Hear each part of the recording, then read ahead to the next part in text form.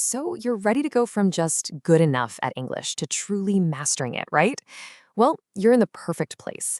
Think of this as your roadmap to becoming an expert speaker, and it all starts with tackling a problem that almost everyone faces. Does this sound familiar? You've put in the years, you can definitely hold a conversation, but you've just kind of hit a wall.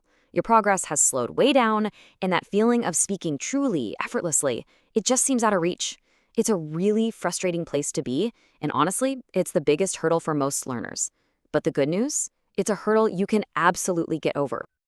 Okay, so before we really dive in, let's be clear on our destination. What does expert speaking even mean?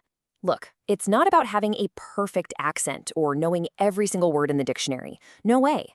It's about being able to share complex, nuanced ideas and have people understand you clearly. It's about feeling confident, no matter what conversation you're in, and it's about speaking naturally, where the words just flow, without you having to constantly translate in your head. To get to that expert level, we first have to figure out what's holding us back. So let's take a look at this gap, the space between where you are right now and where you really want to be. This gap, it actually has a name. It's called the intermediate plateau. It's that point where you know enough English to get by, so that urgent need to learn kind of fades. And your brain, which is always looking for the easy way out, gets a little too comfortable. It stops making new connections and just keeps using the same old words and phrases. This is exactly where mistakes can become permanent habits. But here's the thing, just knowing you're on this plateau, that's the very first step to climbing off of it. So, how do we start that climb? Well, we've got to go back and make sure our foundation is rock solid. It's time to truly master the core skills that are going to support everything else you build from here on out. I want you to think of your English skills like a pyramid, and at the very base of that pyramid, we have these three essential pillars. First up, pronunciation. And again, this isn't about getting rid of your accent. It's about being easily understood. Second, core vocabulary, the key words that open up like 90% of conversations. And third, sentence patterns, the basic building blocks of the language that you need to know so well they become second nature. This really gets to the heart of it, especially with pronunciation. Seriously, forget about the pressure to sound like a native speaker. Your accent is a part of your story. The real goal here is clarity, because when people can understand you without effort, your confidence just skyrockets. And that confidence is what makes you a truly powerful speaker. All right, with that solid foundation in place, now it's time to build. And this is where the real noticeable progress happens. Let's get into the techniques for active practice. Now, this distinction is absolutely crucial.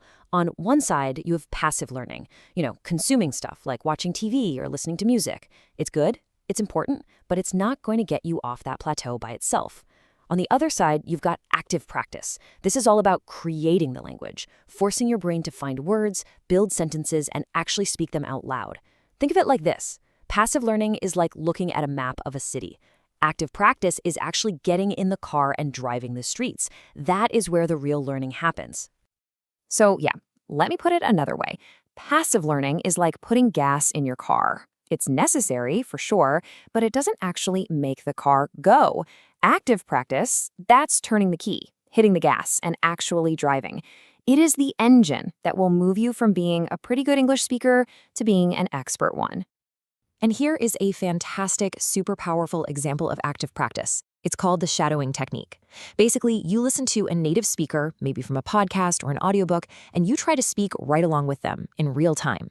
You're trying to copy their exact speed, rhythm, and intonation. It feels super weird at first, I'm not gonna lie, but it's one of the best ways to train the actual muscles in your mouth and really absorb the natural music of English. And that's just one tool. You could also try summarizing a news article out loud in under a minute, or picking a random topic and debating both sides of it with yourself. The goal is always the same. You have to be producing language, not just consuming it. Okay, you've strengthened your core skills, you're practicing actively, so what's the final piece of this puzzle? It's all about changing your environment. We need to talk about how you can start truly living in the language. Immersion sounds like this huge, intimidating thing, right? Like you have to pack up and move to another country. But it's not about that at all. It's a mindset you can create absolutely anywhere. Just think of it as a simple daily cycle. Start by narrating your own day to yourself, in your head, in English. Make sure you're consuming English media. Look for any chance you can get to have a real conversation. And this is key. Take just a few minutes every single day to review what you've learned. And this right here is the fundamental shift in thinking. Stop seeing English practice as this 1-hour chore you have to schedule in your calendar. Instead, start thinking about how you can weave it into the things you're already doing. Listen to an English podcast on your commute. Change the language settings on your phone.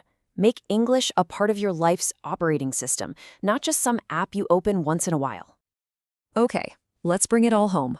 We've talked about the problem, we've talked about the foundation, and we've talked about the practice. Now, let's lay out your final, clear path to mastery.